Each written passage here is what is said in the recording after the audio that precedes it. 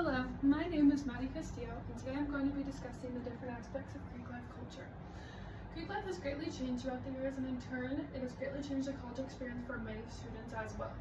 The key topics I'll be discussing today include the history of Greek life, the philanthropy aspect, as well as hazing, and I hope that by the end of my presentation, you feel much more informed about this topic. To begin, I will be discussing the history of Greek life.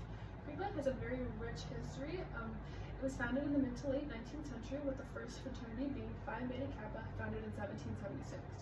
These groups, including sororities and fraternities, were initially formed in order to gain a higher way of thinking and in order to gain intellectualness. So these groups would meet often to discuss new ideas and different concepts outside of their everyday strict curriculum that they were offered at school.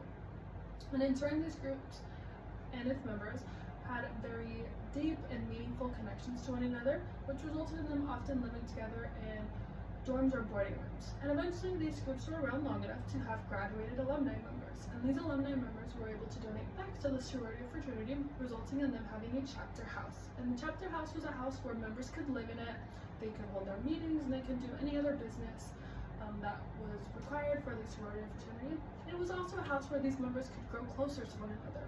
And in turn, the alumni boards were in charge of any financial obligations, including rent, mortgage, house payments, any house repairs, and as well as any legal matters. And this is where we see the term rush begin to start being used. As membership grew, these sororities and fraternities wanted to rush to get students to join their sorority or fraternity over joining another organization. And this is also where we see traditional initiation practices and rituals begin to form, and these were often based off of philosophy and literature from ancient Greeks and Romans, as well as based off Jewish and Christian scripture. New members were often given a crest or badge to wear to show that they were a new member, a part of a certain sorority or fraternity. And when they crossed over or were initiated, they were often given letters to wear or a new crest or badge representing that sorority or fraternity. Moving on to my next topic, I'll be discussing the philanthropy aspect, which is actually a really big part of what sororities and fraternities actually do. So each sorority and fraternity has a specific philanthropy that they donate both internationally and locally, and each sorority and fraternity has a unique philanthropy that is very specific to them. So the international philanthropy is supported by all sororities and fraternities, regardless of location and area, and a local philanthropy is a certain branch off of that international philanthropy, however it is local to those surrounding sororities and fraternities. For example, we see the Gamma Phi Beta sorority. They support the philanthropy Girls on the Run, and that is supported by all Gamma Phi Beta sororities, regardless of where they are located throughout the country and internationally. And then we see, just recently, the Gamma Phi Beta sorority of Cal State Fullerton actually participated in the Whittier Girls on the Run 5K, which is where the young girls run a race, and the members of the Gamma Phi Beta sorority braid their hair, they face paint, they make signs for them, and they can even actually run the 5K with them. So this is an example of where we see the international and the local philanthropy, and it's pretty awesome because this allows members to form relationships with those directly affected by the philanthropy, as well as continue to form relationships with each other and continue to form relationships with other sororities and fraternities. Sororities and fraternities are actually required to donate to their philanthropy in order to be recognized both internationally and by their universities. So it's a very cool thing to see that these groups are a part of something that are bigger than themselves, and they're giving back and they're forming relationships. So philanthropy is a huge aspect of what sororities and fraternities actually do. Moving on to my final topic, I will be discussing hazing.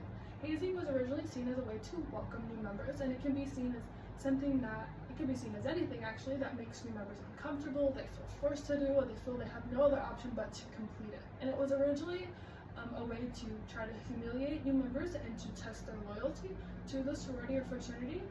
And nowadays it's very hard to put an end to it because it's been around for hundreds of years, and many people see it as a way of welcoming new members. They see it almost as a rite of passage that all new members before them have been through it, so they must go through it themselves, which is why it's very hard to put an end to it.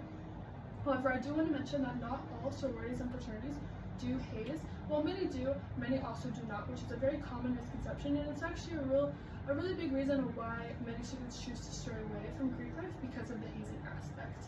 However, there are laws in many states prohibiting hazing, and like I said earlier, hazing can range from anything that makes a new member uncomfortable. So it can range from having a new member wear neon clothing to humiliate them, or in a case at Bowling Green State University, having a new member drink 1 liter of alcohol in 18 minutes, resulting in his death.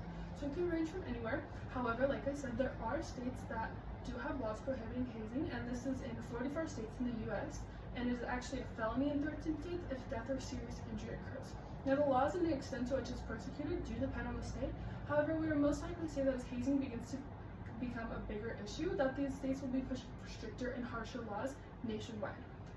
Thank you so much for listening to my presentation on the different aspects of Greek life culture, and as you can clearly see, there's so many different aspects to it to make it exactly what it is. So I hope you feel much more informed on the history of Greek life, the philanthropy aspect, and the hazing aspect as well, and I even encourage you to do your own research or even join a sorority or fraternity yourself. Thank you so much.